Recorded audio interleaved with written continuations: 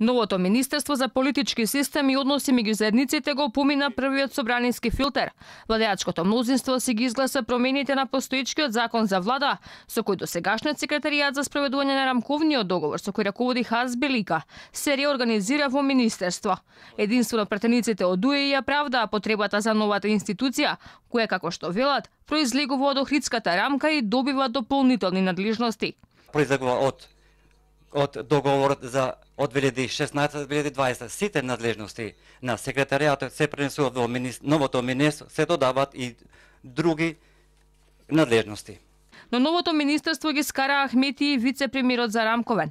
Хаз Белика реагира дека никој не го известил за ваквата идеја, доведувајќи во прашање и неговата позиција. Интегративците пак се правдаат. Идејата за министерството била дел од тиранската платформа, која речиси во целост е исполнета.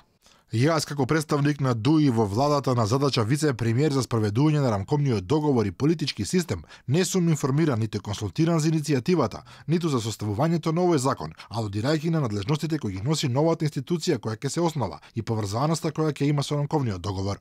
И додека ДУИ во сопствените редови војува околу новото министерство, помалите етнички заедници бараат раководни функции во истото. Називот на министерството ги биде политички системи односи меѓу заедниците. За кои заедници станува збор? За етнички заедници, верски заедници, ЛГБТ заедници или некои други заедници? Тука не е прецизирано.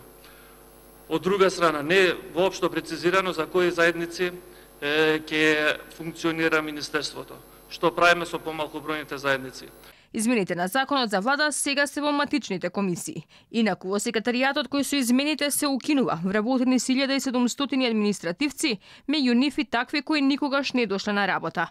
Актуелната влада е рекордер во бројот на министерства или вкупно 25, од кои дури 7 се без ресор, 15 со ресор, 4 вице-премиери, од кои 2 министри и премиерот, наспроти ветувањата во опозиција на СДСМ дека бројката нема да надмине повеќе од 20.